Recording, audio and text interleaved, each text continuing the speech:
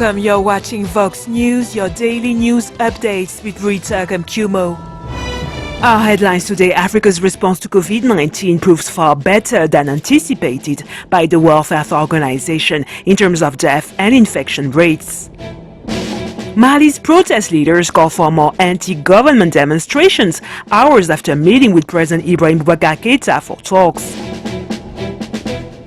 21 members of a local church are feared dead by the authorities after a boat capsized in Nigeria's Benue River on Sunday. We are caught.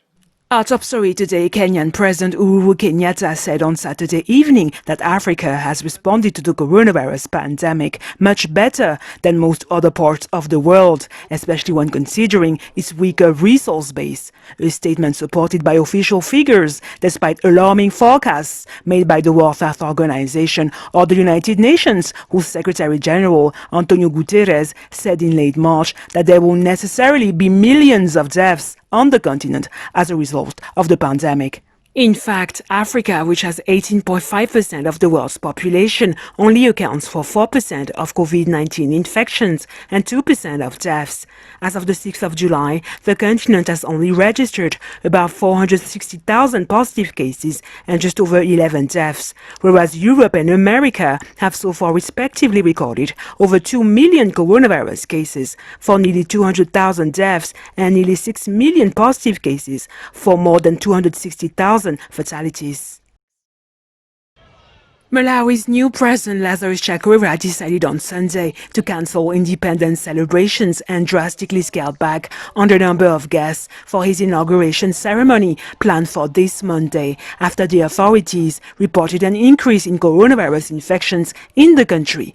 The president's formal inauguration, which coincides with his country's 56th Independence Day, was supposed to take place at a large stadium in the country's capital, Lilongwe, but was eventually shifted to an army barracks to be attended by only 100 guests instead of 40,000. The country of 18 million inhabitants has only registered about 1,700 coronavirus cases and 19 deaths so far, with 7% of COVID-19 infections detected in the last 24 hours. At least 64% of the new infections were from community transmission, according to the authorities.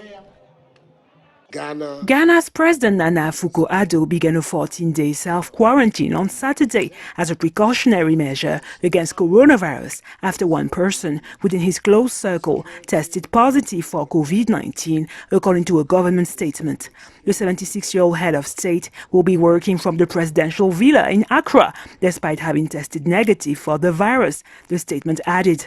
This announcement came a day after Ghana's presidency reported that Deputy Minister of Trade and Industry, Carlos Kingsley Ankora, had resigned for failing to self-isolate after he tested positive for the virus. The government of Eswatini announced on Saturday that all 20 members of the kingdom's cabinet have been ordered to self-isolate and to work from home after Public Works and Transport Minister Dalula Zandwande was tested positive for COVID-19 after a routine test. Although Prime Minister Ambrose Dlamini warned in April that hospitals in the country would struggle with an upsurge of infections due to inadequate resources, the nation of just over 1 million inhabitants has so far only registered 988 cases of infection, including 547 recoveries and 13 deaths since the beginning of the pandemic. Madagascar's capital city, Antananarivo, is back under full lockdown following a new surge in COVID-19 infections 2 months after the authorities eased restrictions. The presidency explained in a statement issued on Sunday that as of this Monday, only one person per household is allowed to go out into the street between 6 a.m. and noon until the 20th of July. Traffic in and outside the Analamanga region that surrounds the capital city is forbidden. This strict restriction of movement comes after COVID-19 infections jumped on Saturday to a record 216 cases compared to dozens of new cases usually recorded daily. The island of 26 million inhabitants has so far registered about 3,000 coronavirus cases, including more than 1,000 recoveries and 33 deaths, since the authorities reported the first coronavirus case on the 20th of March. In Mali, the first official meeting held on Sunday afternoon in Bamako between President Ibrahim Boubacar Keïta and the protest movement led by influential Imam Mahmoud Dicko was unsuccessful. Only a few minutes after the meeting, Dicko's supporters called for yet another massive protest on the 10th of July to get President Keïta's outright resignation and that of his regime, arguing that the president had ignored their demands. The M5 RPF movement stated that during their brief meeting, President Keïta turned a deaf ear to their requests, which included the dissolution of parliament and the formation of a transitional government whose movement will appoint the prime minister. President Keïta said he had taken note of the opposition coalition demands through the memorandum they gave him and invited them to deepen the debate with his presidential majority, but without success. The head of state also renewed his invitation to join the formation of a unity government, which he warned cannot be delayed any longer. 21 people were declared missing on Sunday after a boat capsized in the Benue River in east-central Nigeria, according to the police. A total of 23 passengers, identified as members of a local church, were aboard the boat, which sank midway while sailing toward Benue State's capital, Makurdi. Although 2 passengers were rescued by the Marine Police, who immediately set off on a rescue mission, the other 21 passengers are feared dead. According to the authorities who are investigating the cause of the shipwreck, the passengers were attending a conference at the time of the incident. In Ethiopia, the Oromia police reported on Saturday that at least 166 people died during the protests and community clashes that have rocked the country since the infamous murder of famous Oromo singer Hachalu Hundessa in Addis Ababa last week. The police also reported that 1,000 people were arrested, 167 people seriously injured, and that violence had completely stopped. The killing of the late singer, who belonged to the country's largest ethnic group, had revived deadly intercommunal tensions and triggered a week of angry demonstrations in the capital Addis Ababa and throughout the Oromia region that surrounds it. Prime Minister Abiy Ahmed had called for calm amid growing unrest that threatened to derail the country's democratic transition.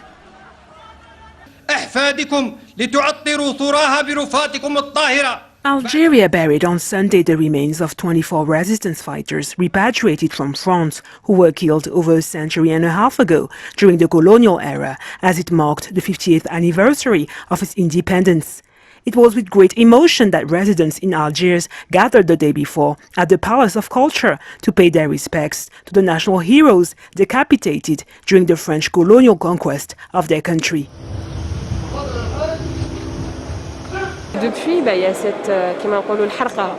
There was something missing. I had signed the petition at the time. I thought, when are we going to get our integrity back to make things right for us? I came as a veteran from November 1st, 1954, as an invalid from the Algerian War of Independence, as a citizen who loves his country. I also came as a friend, because there are battles in which we have seen these fighters on the ground.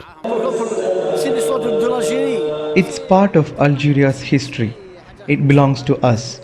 People have to come and take an interest in it. It's the same for my children. It's very important and it's moving. The skulls of the fighters were buried in the Martyrs Square of El Alia Cemetery, the largest in the country, in the presence of President Abdelmadjid Tebboune.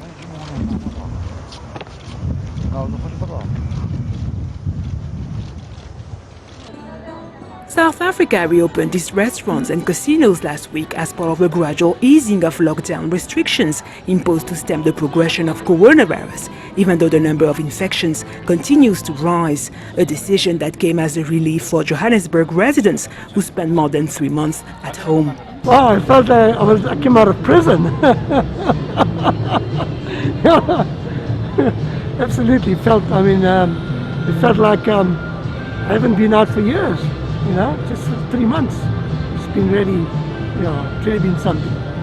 I think it really feels good, as me personally, I'm an auto person, so I think for me, I'm breathing again, this kind of thing. So yeah, it really feels like my freedom is back, kind of thing. On the casino floor itself, there is complete, any touch surface, There are wet wipes provided, sanitizer provided to desanitize before, and increasingly in our casino we're covering points of touch with plastic to allow easy wiping off.